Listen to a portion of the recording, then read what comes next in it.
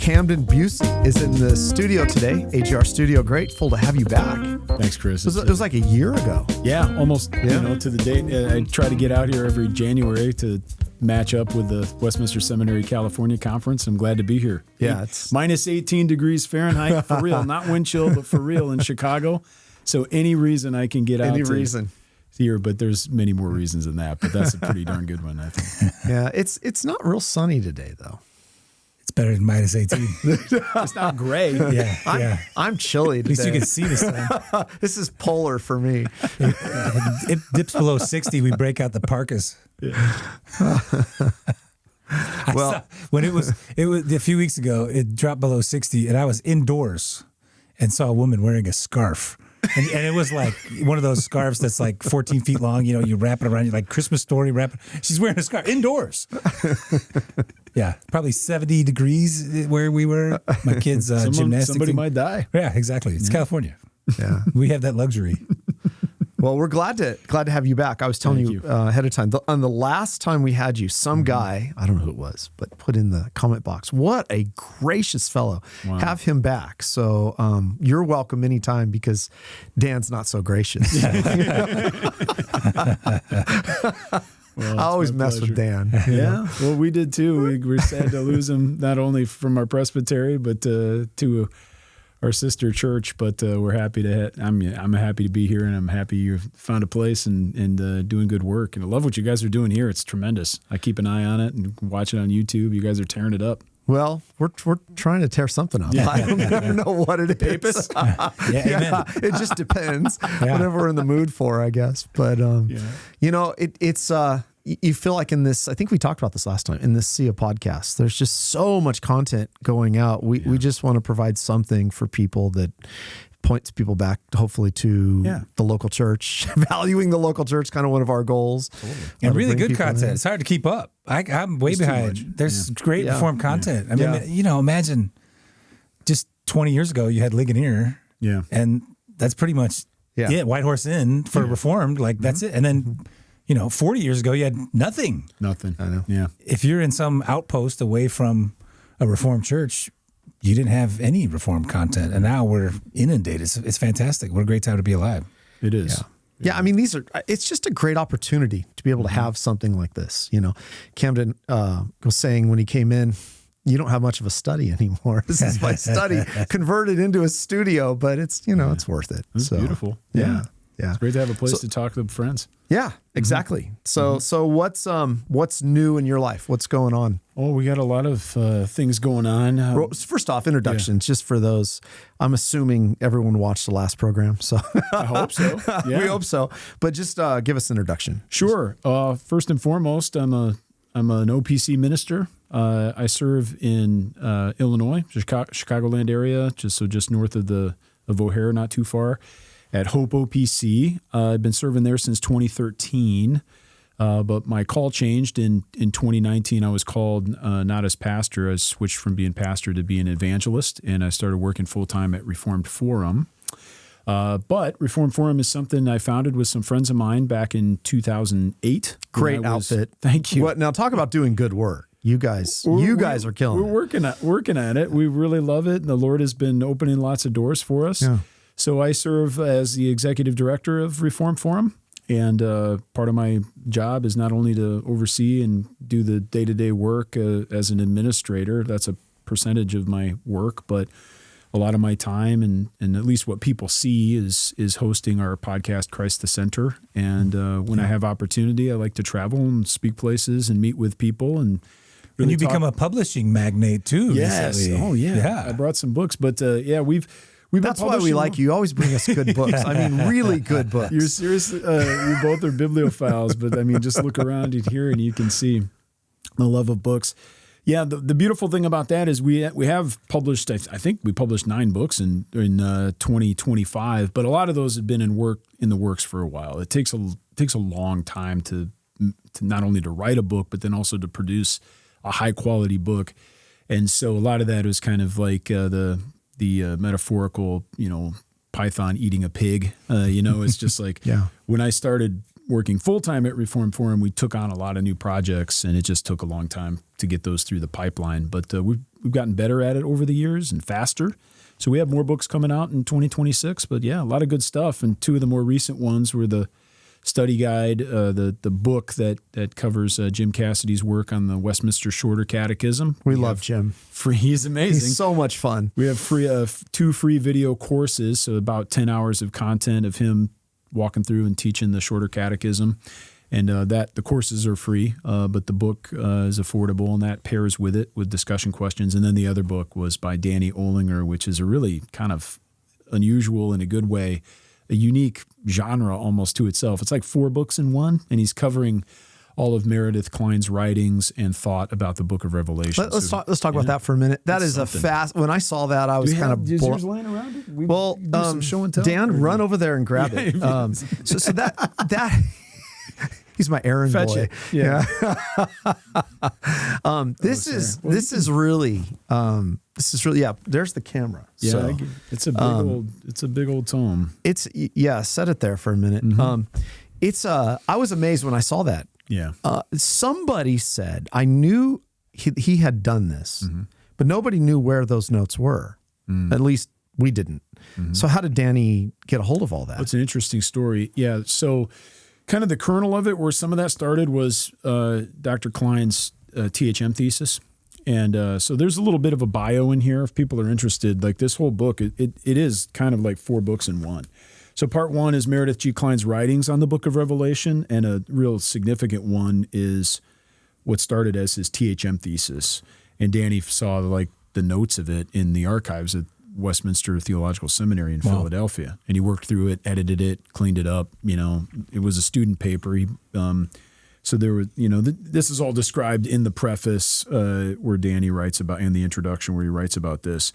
But then all of his other works, he kind of collates all of his stuff. So some of it started as journal articles, or there might have been some other writings that Kline wrote on different portions of Revelation, and all of that has been kind of organized in canonical order. So this kind of functions as a commentary on Revelation by Kline, with Danny's works and commentary on Kline's work. So it's interesting. Part 2 is his select sermons on Revelation and Daniel, because that's obviously overlaps quite a bit. Yeah.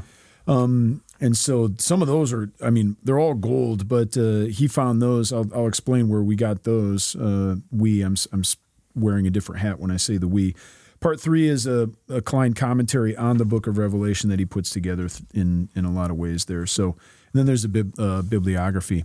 So after Kline passed away in 2007, that went on for a while, but eventually the OPC Committee for the Historian was in touch with Meredith's sons, and particularly, I believe, Meredith Jr., Meredith M. Well, he's not technically a junior, Meredith M. Kline. And his other son's name, I believe, is Sterling. But they were, Danny Olinger and John Meether, the previous historian of the OPC, were in talks with them. And one thing led to another. Eventually, the Kline estate decided to give Dr. Kline's papers, his archives, to the OPC. And so we have all those. We have those archived. We're in the long process of doing like accessions and organizing them all, but they're all safe. They're all in, So there's more to come.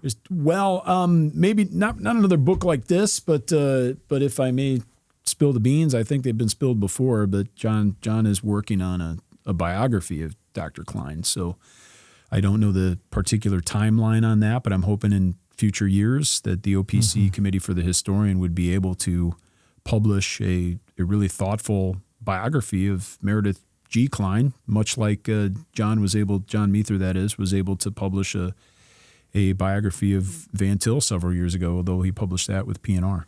So that's, I don't think anything's written in stone there, but but in terms of the works, we have access to his notes. All sorts of wild stuff, not just class notes, but a lot of stuff, just like household notes and stuff. It's pretty amazing. Even all the Shepherd controversy stuff, which is really amazing to see his insight and thoughtfulness. And the more I dug into Dr. Kline's archives myself and read, the greater the appreciation I've had for him, not just as a biblical theologian, but even as a a systematician. He wasn't a systematician properly speaking. He didn't teach those classes, but you certainly see that he was more than capable. He was sharp and thoughtful.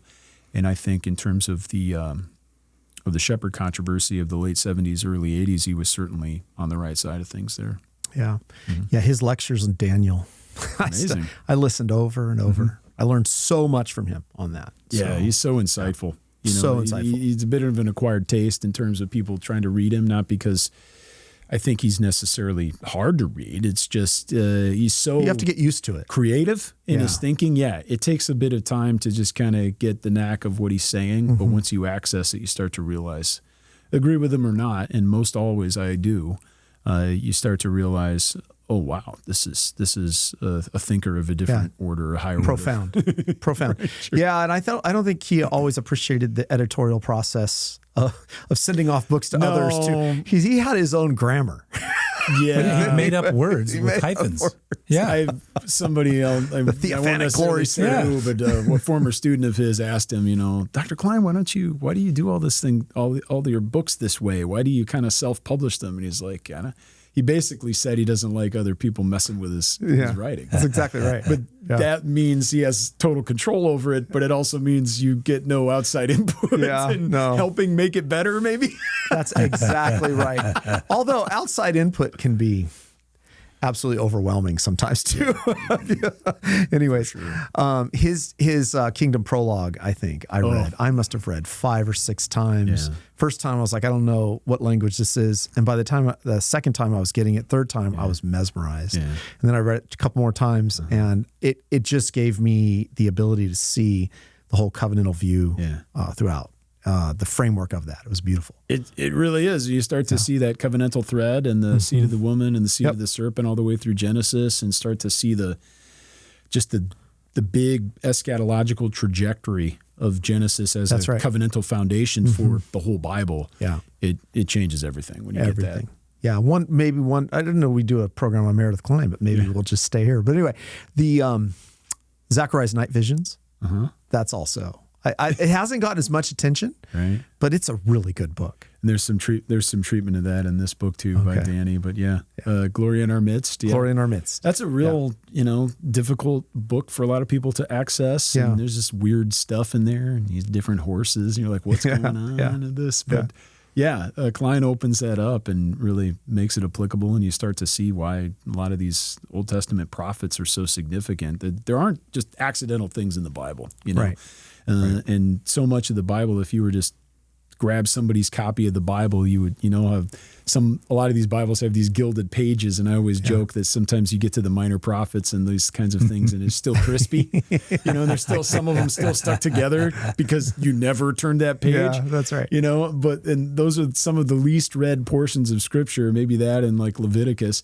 And some of the richest stuff, not just covenantally, but also Christologically, what it points forward to. Absolutely. Yeah.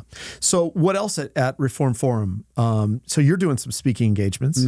Yeah. Some plans. Trying to get around, and I'm very thankful for the opportunities that I have to travel and to visit with God's people and other churches. But you got some speaking engagements. Do preaching here and there whenever I'm available. And I love that. It's kind of my first love. I just got to preach at my home church last week. I'm looking forward to preaching. Oh, great.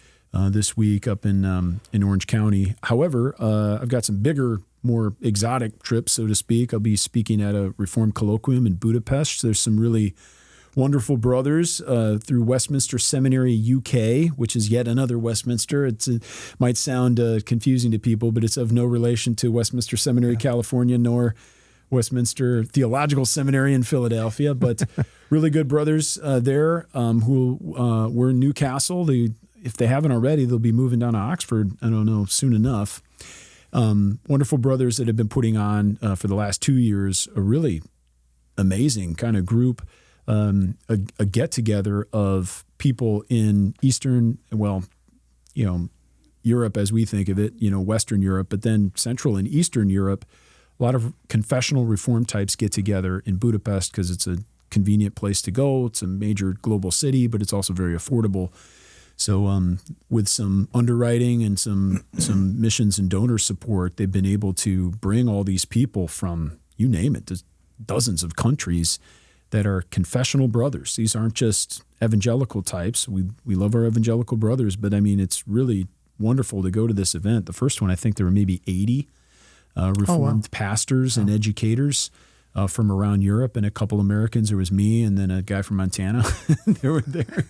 I just fell into it on an invitation of a Scottish friend. And then last year I went, and it was bigger, a couple hundred people. My wife came with me, and we were able to meet even more folks and reconnect with the people I met the first year and speak with others. And then this year I'll be back, but actually speaking at the event this year, speaking on the beauty and the glory of Christ. That's the theme. But the reason I love going is partly to help learn what the needs are in Europe especially. But one of the things we do at Reformed Forum, we have this effort called Reformed Academy, and that's where we publish and distribute all of our online video courses. They're all free. A lot of them are seminary level, but we've been doing a lot of more lay level Bible studies and that type of thing. What we found is that there are so many people in Eastern and Central Europe especially that just don't have access to quality seminary education. And the number one desire is to raise up qualified seminaries so that brothers can, indigenous pastors, future pastors, can learn in their own mother tongue, their Muttersprache, in their own place, and then serve their people indigenously. That's the desire. But if that's not possible, or if guys are already serving, many of these guys have, made their own seminary way, or they've hacked together something, or they went overseas and came back, or they don't have any education, some of them.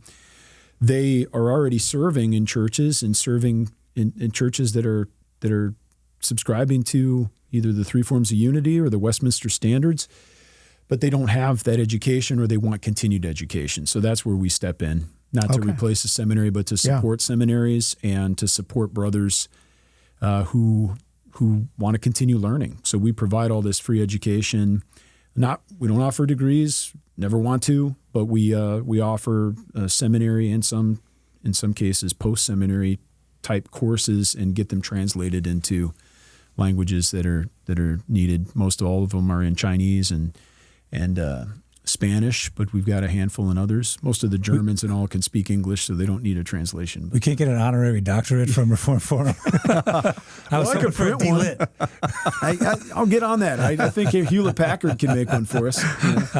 Anyway, I've been rambling, but the point was I love going over there because I hear from boots on the ground, like what is needed, what are the gaps, and these brothers are hungry for confessional Reformed theology, and a lot of them are watching your videos, watching our videos. Like YouTube, in a sense, is, it's the Mars Hill. It's the exchange of ideas nowadays.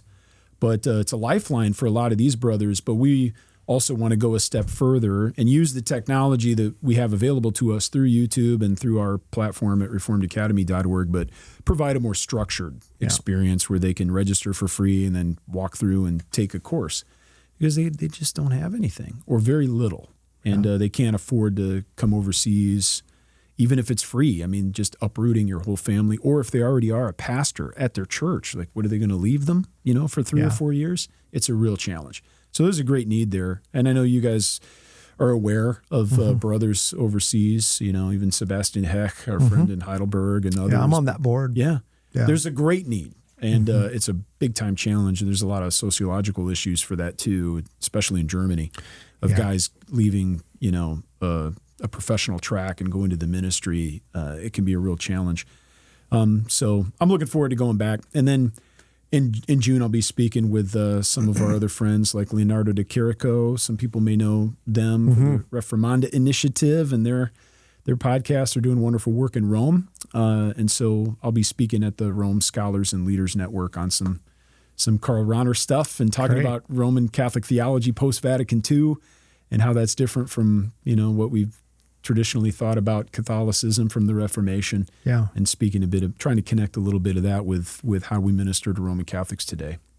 Well, on behalf of AGR, thanks for your good work. And we're pretty amazed by it, and glad that the Lord has blessed it, and pray that, for all of our listeners, support Reformed Forum. And likewise. There you go. And all their work, because it's very important what you're doing. Well, thanks, Chris. Yeah. I appreciate that. So, maybe we'll pick up with that last point. Sure. You know, speaking in Rome. I've never been. I'm looking forward to it. Okay. Yeah. I hear it's kind of wild. It's like, you look to your left, and maybe it's like a big version of, San Antonio, where you see the Alamo and you turn around and there's like a Taco Bell, or like. Yeah. So here you like see this Coliseum and you turn around and there's whatever. Yeah. Have you been? Yeah, a few times. Yeah, it's very strange. Dan's friends with the Pope. I don't know if you knew that. Not this Pope. He's Bobby? a White Sox fan.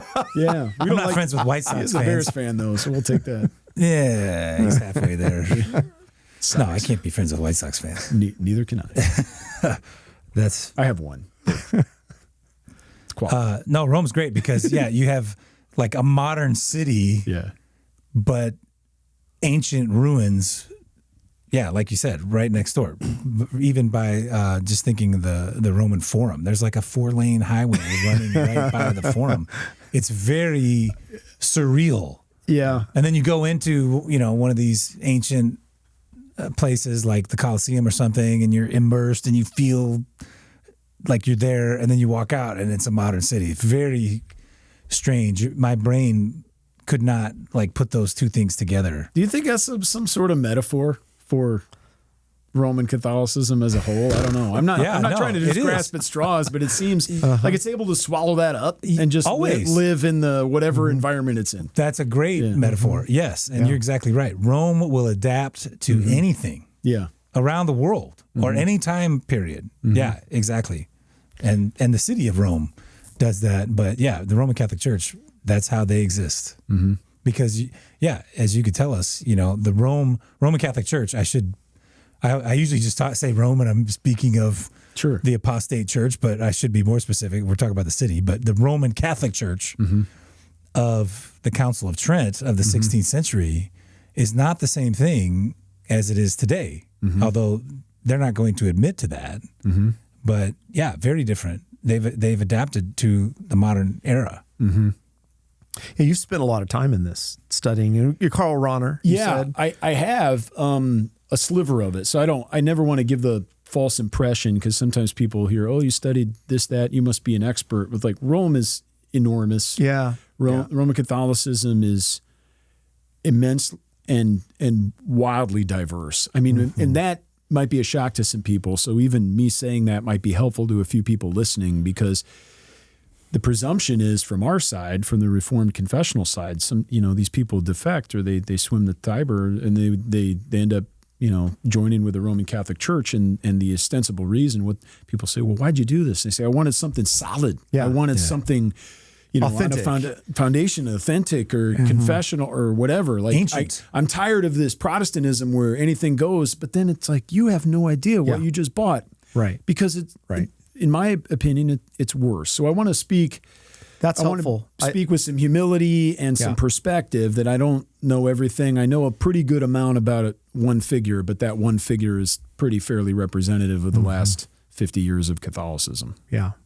Yeah, I think that's a good point. We're dealing with that. We're seeing a lot of people attracted to that, but it's a good question to ask. Do you know what you're buying into? Oh, man. Do you understand it? And I always say what happens here in America in Roman Catholicism is something far different often than what's happening over there. Totally. At least my experience. You have sort of liberalizing tendencies over here that. Yeah, both. I mean, not to speak out of school, but I've had lunch with a professor from the nearby Pontifical Institute, and he had gotten a hold. It was a gift to him, but he gotten a hold of J. Gresham Machen's Christianity and Liberalism and loved it. Wow! So you end up with that. Okay, still in fellowship with the Bishop of Rome, and full blown. Like if I mentioned who this was, you guys would say, "Wow, he's legit." Yeah, he's legit. But I'm not at liberty to say. But at the same time, on the other side, who knows what Father O'Malley on the corner is preaching or teaching? You have no clue. You can end up with full blown, not just syncretists, but you can effectively end up with practical atheists. Yeah. And as long as they are, in fellowship with the Bishop of Rome, they're. I was just listening to, I completely unrelated, but this point's related, but I was listening to just some normal podcasts that I listened to. They were interviewing Albert Brooks, who's been on Oprah. He's a real popular guy. I think he's a professor at Harvard, and he kind of focuses on happiness. But he's a Catholic, but and goes to mass every day, and he's an interesting guy to listen to. But I wouldn't take any theological cues from him. And he reads the Psalms. He and his wife read the Psalms together every night and all this stuff. And goes, like I said, goes to mass every morning. But then he gets pressed by these podcast hosts about, what he actually believes. He's like, well, whatever works for you. And he doesn't even, I'm not so sure. Well, I'm pretty sure that he has no room for a bodily resurrection of our Lord Jesus. Wow. But I'm not so sure that, I would question whether he even thinks that it believes in monotheism. I mean, honestly, from what I heard. But he's a good Catholic. Yeah. And that's what matters for a lot. Like, really, what differentiates with that much of diversity? What, at the end of the day, is the bottom line? And it's whether you call yourself a Catholic. Exactly. And whether you're in fellowship with the Pope. That's pretty much the differentiator. That's what keeps you in. There's a great line. I think it's the Brothers McMullen, one of those Ed Burns movies from the early 2000s, where it's got the John Mulroney, I think, was the dad from Frasier, and Ed Burns. He's his son Eddie, plays his Eddie son. the dog. Yeah, exactly. And the dad's talking about something with the religion. It's been a while since I've seen it, but the son goes, "But Dad, you're an atheist." Yeah. And he says, "That doesn't mean I'm not a good Catholic." Wow. It's funny. To us, sounds absurd. But that's how it can work. It's not exactly the same thing as kind of what we get with a cultural Judaism, but it's not far removed. Right. Yeah, we were talking about this ahead of time, but we're seeing, because of the culture war struggles, we're seeing a uniting with, who's this Father Calvin? I can't remember who it is. But anyways, the Christian nationalists in the Reform camp love him. And why? Because he's fighting that war. And so there's a willingness to set aside many of our doctrinal distinctives and convictions in light of the broader culture war that we're in right now. So and this isn't new. We saw this, previous generation Protestants, evangelicals cozying up to Chuck Colson over culture war stuff, abortion, we're on the same team against abortion. So, hey, maybe we're brothers in Christ and we're on the same team theologically too. No, don't forget. These are category mistakes. Exactly. Or something else. But yeah, I mean, sure, we can partner on certain things toward a certain end, but that doesn't mean that we're holding we throw hands. out Exactly. All sorts of other significant issues. Yeah. So, and for the important thing of that is that we still evangelize them. Oh yeah. Not only obviously guarding ourselves against corrupting our theology, but also remembering they need the gospel. Yeah. So we can be co-laborers against some of the ills of the culture, but never forgetting we need to preach the true gospel to Roman Catholics. Yeah, when I was a high school student years ago, when I didn't have gray hair, my best students were Roman Catholics because they took in everything I said. They did not argue because most of them had no real knowledge of their tradition and history. So, and some of them still, they never felt comfortable at home reading the Bible. So, well, I guess that's my question. So how do we understand contemporary Roman Catholicism? I think we, as especially, those steeped in the Reformed tradition, understanding the history of what we dealt with, what were the stands that we took, the challenges theologically, things have really changed since Vatican II, right? So how are we, I think this is the great question, what are we dealing with in Roman Catholicism post-Vatican II? That's a great question. Vatican II was, in the 60s, 1962 to 1965. Really good year for guitars. I wish I had one of those. But Les Paul? Actually, a Fender Stratocaster. Les Paul is a good thing, but the Fender Stratocaster would be my go-to. All right. So it's a really good question, Chris. But it's important. I think there's a couple ways to think about this because, in my experience, when I've spoken with Catholics, they're Catholics on the street. There often is not a whole lot of critical thought about what's going on, or they just kind of, have this idea of an implicit faith even. So good Catholics, and I grew up, some of my best friends growing up were Catholics across the street, and they'd get catechized and do all the things.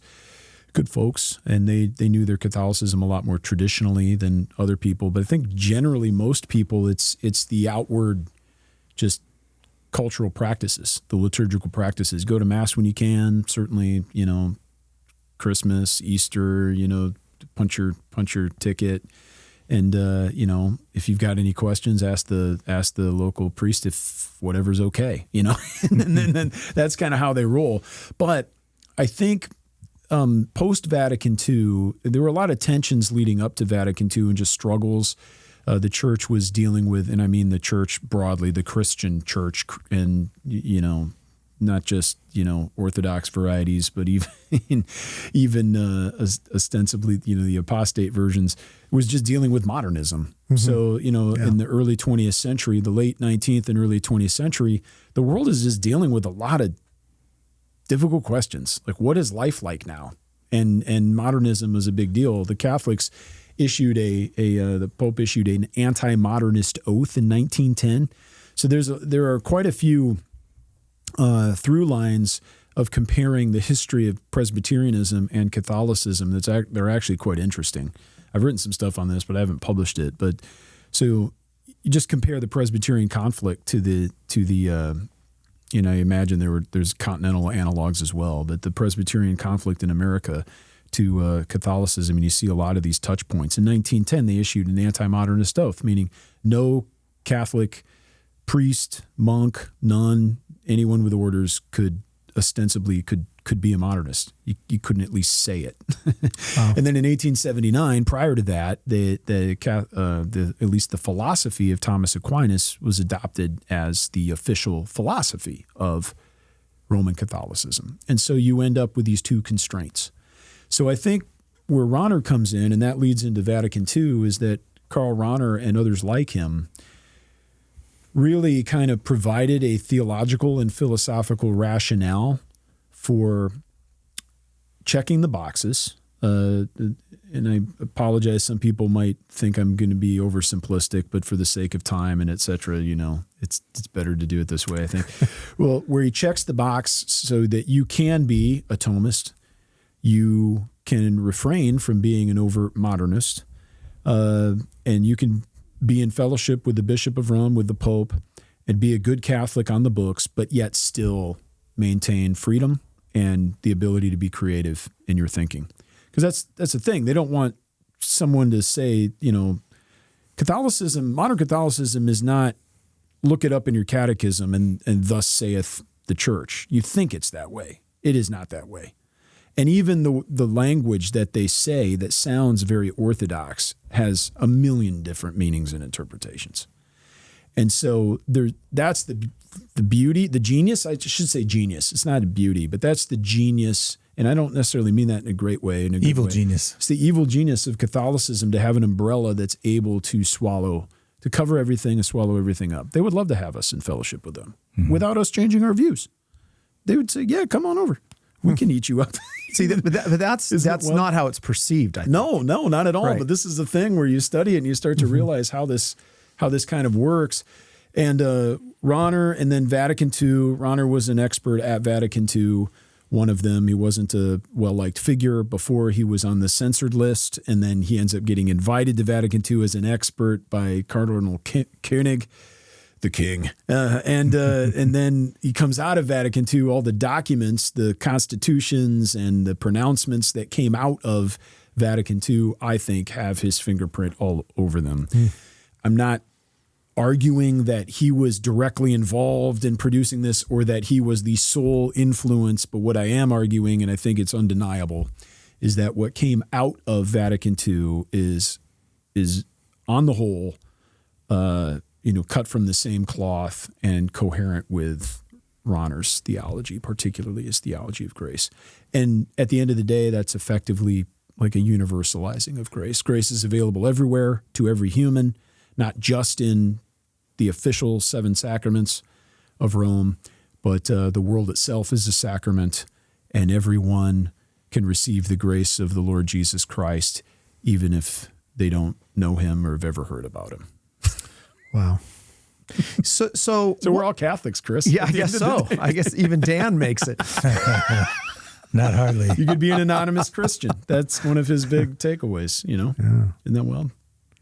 Yeah, I mean, most people see it as a broadening that took place, even liturgically. Some of the liturgical reforms, and how do we understand their language of reform in that sort of context of Vatican II? That's a really good question, and it's something that they've been debating. The Catholics have been debating, and high up. I mean, even Ratzinger was a huge advocate for this view of ressourcement, or looks like ressourcement with 2 S's, but it's a French word. So there's effectively there's 2 threads in Vatican II, and the question is, what did Vatican II do? Did it revolutionize the church, flip it on its head and go in a new direction, or is it an updating and a reform from within? And there's 2 threads there, and then there's kind of 2 camps that have warring interpretations of them. And there have been many pages written, scholarly pages written on how we are to understand Vatican II. And Cardinal Ratzinger, eventually Pope Benedict XVI, he weighed in on it. So, but even the Pope saying one way is the right way to understand it isn't enough to convince all the Catholics. But the 2 arguments are, basically the 2 threads, I should say. The first is aggiornamento. Sounds like a frozen pizza company, but it's not. And that's the idea that, you open the windows of the church and you let fresh air in. And there's 2 ways to think about that. Is it revolutionary or is it a reform from within? And then there's the ressourcement, which is the idea of going back to the sources, retrieval, kind of renewal by updating the church by going back to an older version of it. If there are any programmers out there or coders, it's like, going to your Git source code repository and like reverting to, you're on version 3.6 and you want to revert to version 2.7 or whatever, is 2.7 less Catholic? No, it's actually maybe a purer version. So there's these different interpretations, but there's these 2 competing ideas. Well, I shouldn't say competing, but there's 2 threads, updating, but then going back to earlier sources. And then there's 2 ways perhaps to think about what's going on. Like, what's the product? Is it Catholicism 2.0 or is it like neo-Catholicism? Right. What's your take? I think it's neo-Catholicism. I do too. But then maybe the way I think about it also, maybe, 10, 12 years after publishing my dissertation, I'm starting to think, well, they're so clever, and the genius is like, it almost doesn't matter which it is, because it just has this inherent ability to continue to evolve. And almost, I get the sense, I'll say this, but I'm not entirely, this is an open question in my own mind. But it's almost like, what is enduring about Roman Catholicism? Really, what is its essence? And I'm starting to think, well, maybe the constant change is the essence of it. Like that's what is constant, is that it isn't. It sounds kind of either trite or profound. I don't know which one, stupid or really smart. I don't know either one, but it's got this just kind of like amazing genetic ability to be anything to anyone at any time and still call itself the church. As long as you have the Bishop of Rome. That's the one thing. It is. I mean, they've had 3 at a time before, and there's been debate about who is the Pope, but, they've survived those issues. And now, with Leo the 14th, there's open question about what the church is going to look like. Now he's an Augustinian. He's not Franciscan. He's not a Jesuit like Francis was, which was Rahner's a Jesuit as well. So that was, to me, very familiar. It's like, oh, I get this. I get what this guy's saying. There's open questions now about Cardinal Prevost become Leo the 14th, what he's going to be like. But I got to imagine it's probably going to be in the same line, and it's not going to be revolutionary. They're certainly not going to say, well, the previous, from 1965 until, Ratzinger became Pope, we're going to discount anything that, it's all part of the history. And there's philosophical ways of making sense of that. I don't think they're sound, but there are ways, Yeah. That's another thing. I mean, we get this idea that as Reformed people, if you can just show an inconsistency in the Catholic teaching, then you've won the apologetic task. And then the Catholics are going to say, oh my goodness, you're right. It's inconsistent. I must become a Protestant now. And for the Catholics that understand things or that have thought about these, they have a couple different ways of explaining the development of doctrine, either in a more traditional way like Cardinal Newman, but then in a more, I think, even more pernicious way like Karl Rahner, and they take a kind of neo-Kantian way of making a philosophical rationale for how specific documents can change through time. They see that there are these eternal truths in the noumenal realm, like Kant would say, and then we live in a different realm. We live in this phenomenal world of time and space and cause and effect, but all of those are merely categories that our minds, the critical mind, imposes on bare phenomena to make sense of it. Well, if you Catholicize that, or you popify this idea, or you add the Magisterium to this basic Kantian or Fichtean structure, you end up with this idea where, God lives in this eternal, unchanging realm, and we live down here in time and space and history. The Magisterium lives kind of as the meat in the sandwich, and they're the ones that interpret God's eternal truth for every specific historical context. And so you can end up with a situation for Rahner. He says things like this in his post-Vatican II book, The Shape of the Church to Come.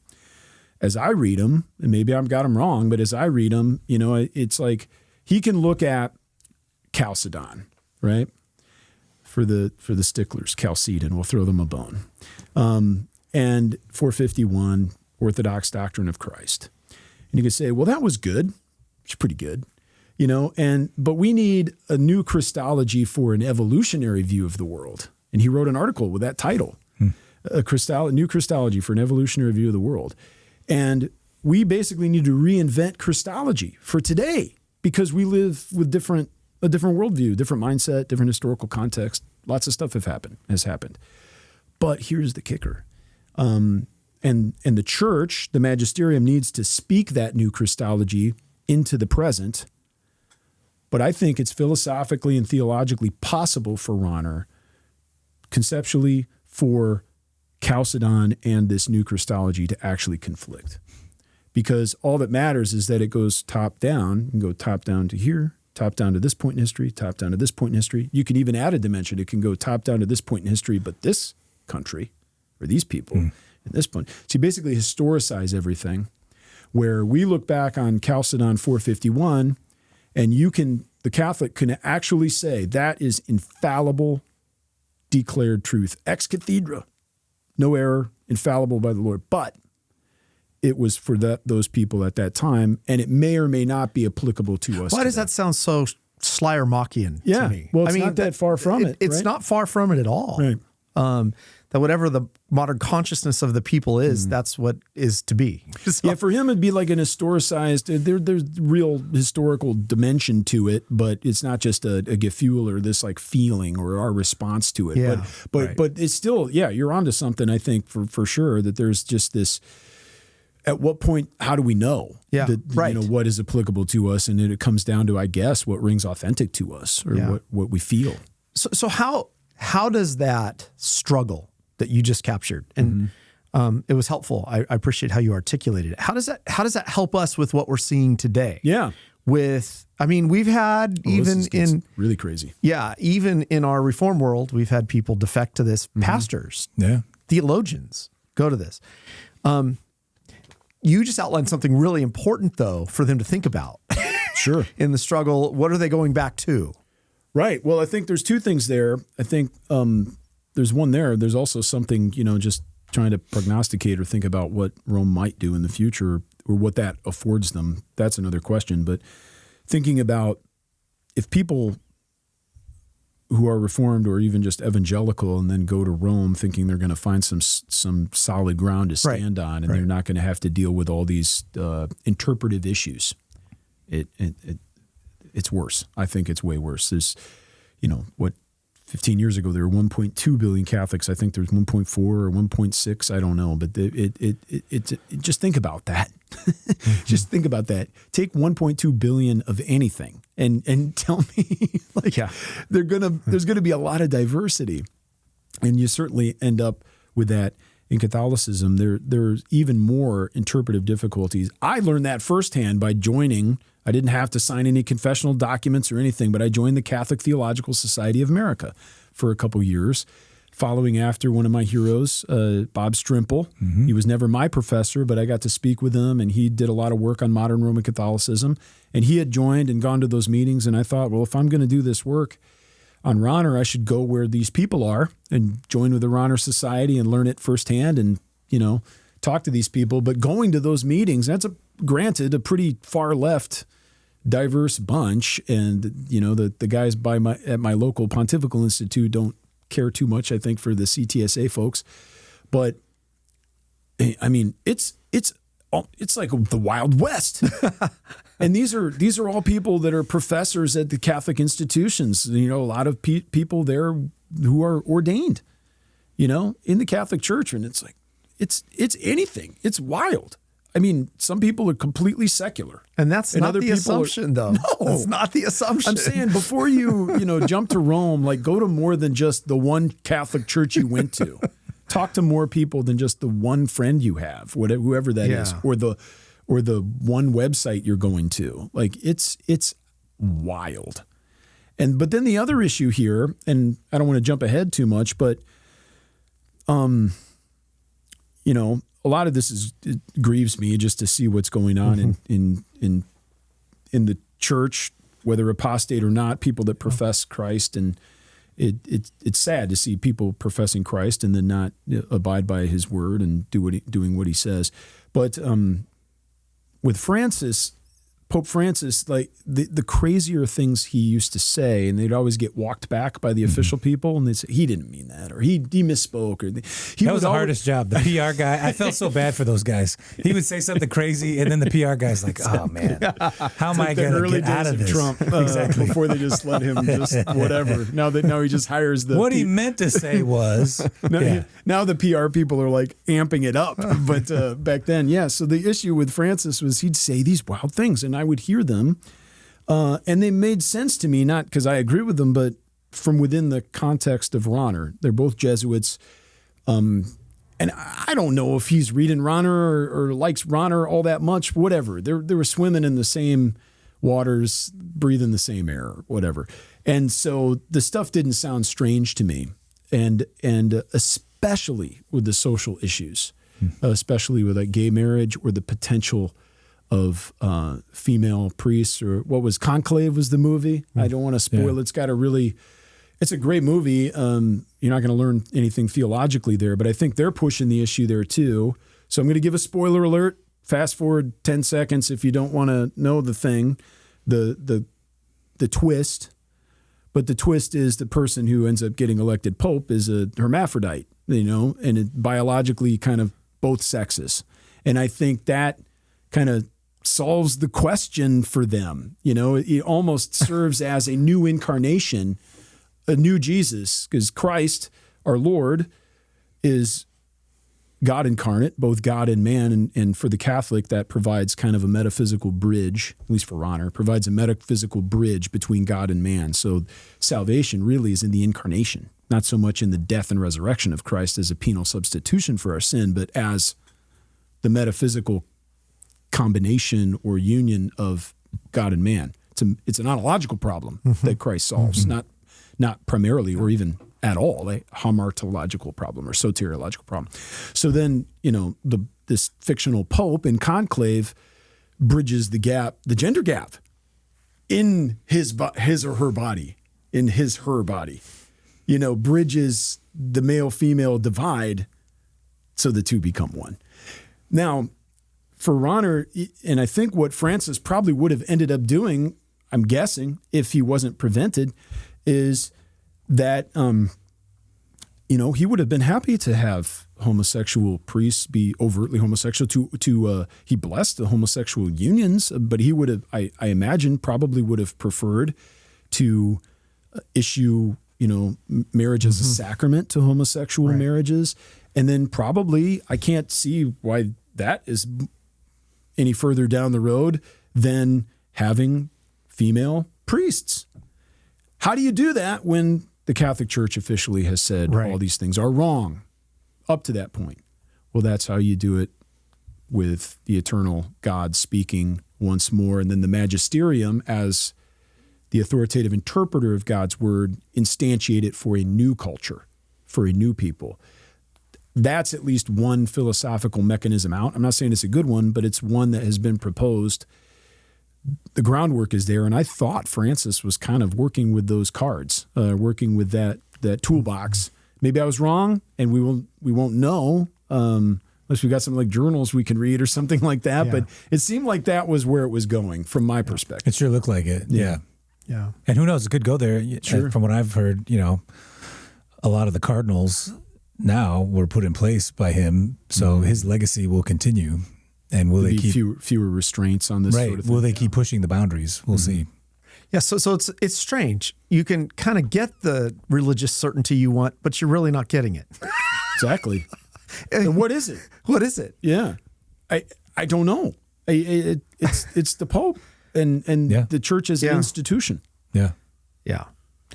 But that's where we're so different, and one of the reasons. But I mean, we've objectified our standards, right? And we believe that there are, objective statements, and that God's word is, that we've received it via verbal plenary inspiration. The fullness of it is inspired. The words are inspired, not just the words, but the paragraphs, the sentences, the books, like all of it is God's word spoken, communicated to us, and that is the faith once for all delivered to the saints. Right.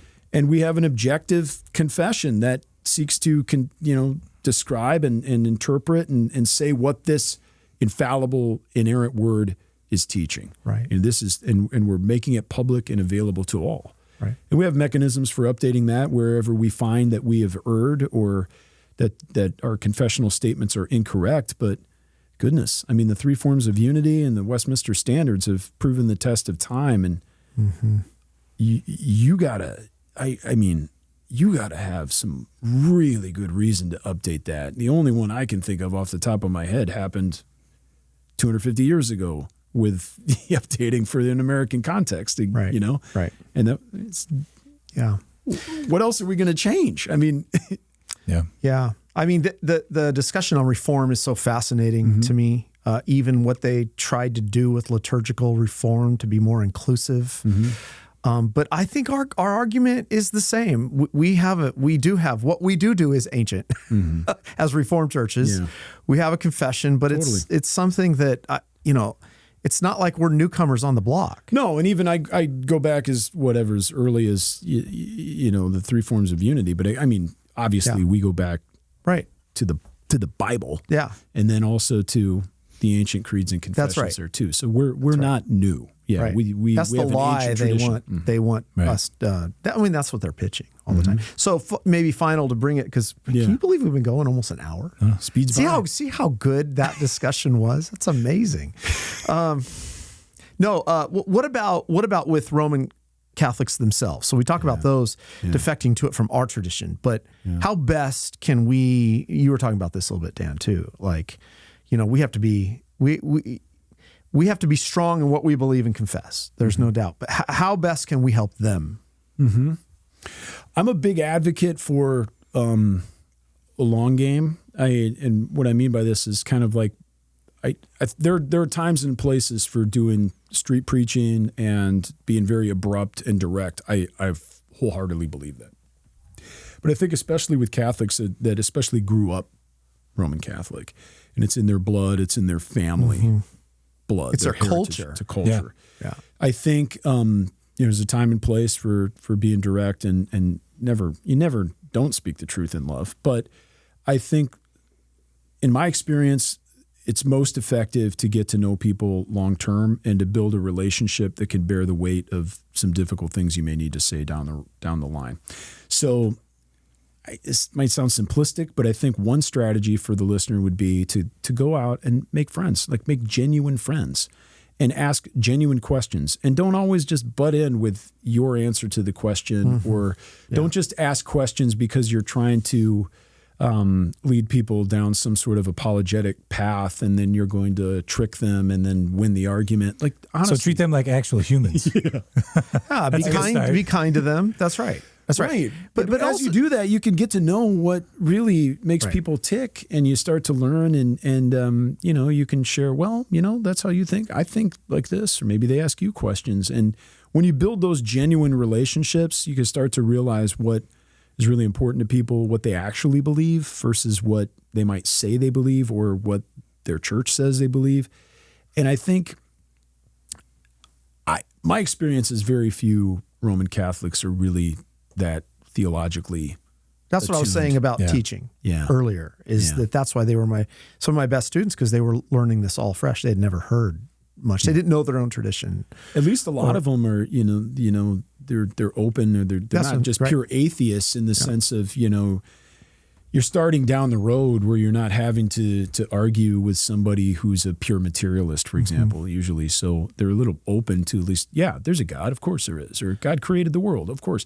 But then you talk to them more, and really you just start asking them questions about authority, asking them questions about how you know what's right, and how does God speak? How does he reveal himself? Like, what's our problem? Is it our sin, or is it the fact that I'm a human? No, being human's not a problem. We're made in the image of God. Being a sinner is a problem. And so you start asking those questions, and I found that most of the time, my Roman Catholic friends and acquaintances, they just haven't often thought about these things. Yeah. And to remember, I think it was Kim Riddlebarger who used to say, he was on the White Horse Inn, but if a Roman Catholic is looking and trusting in Christ, they are a true Christian. Right? Yeah, sure. I think sometimes Protestants just make this assumption across the board. Yeah, I think a lot of Roman Catholics could be a Christian, but I think it's often in spite of the teaching of their church, not because of it. That's exactly right. We hope in our churches, there are wolves in our churches too, or there are people that are not yet saved. Right. But we would view that the ministry of the word and sacrament in our churches, those means of grace, are nurturing people and leading them toward salvation, we would hope. Whereas in the Catholic Church, it's a detriment to them. We'd prefer they didn't go. Exactly. Exactly. No, that's exactly right. So, and we have great compassion on the people, but I have great enmity with the teachers. Yeah. So the Catholic in the pew, all the time in the world, we want to love them, give them the gospel, of course. But the Pope and all of his minions on down, we're at war. And of course, we want to give them the gospel. That's how we win the war. But I have much less hope for them as being genuine believers than I do for the average Catholic in the pew. Yeah, there's a follower of AGR. He's here in Escondido, and I want to speak well here. But he put on the other day in the comment box, I was thinking of joining the Escondido URC, but instead I joined the Roman Catholic Church. Wow. And so I was like, well, kind of a big difference here. I'd love to talk with you. Yeah. And he'll probably listen to this. So I just want him to know, listen, I'd love to talk to you about these things. Come visit us. Glad to sit down and talk with you anytime about these things. So they are important issues. Yes. And they are important differences. Substance. It's not just what we wear or whether we, light some incense or the outward forms. These are substantial differences about even the very nature of truth itself. That's right. That's right. And our whole doctrine of salvation. So it's important. And I think coming back to where we started at the beginning, I think we've just given this perception that in light of all the struggles we have in life, these things don't matter anymore. And we want to say they do. They do matter. So we're still Protestant. Yeah. Mm-hmm. We are protesting. Still protesting. Yeah. Yeah. I had my mechanic I was talking to the other day, and he started complaining about the Pope. And he's a Catholic. And I said, do you know what somebody is who complains about the Pope? Protestant. So we can help them with that. Anyways, no, thanks for coming on today, Camden. Thanks, that was wonderful. There's so much there. I mean, we could have gone on for hours. We try to keep these things at about an hour, but we don't know what the listening attention span of people is anymore. But, well, you pull the string on my back and, stuff comes out. So.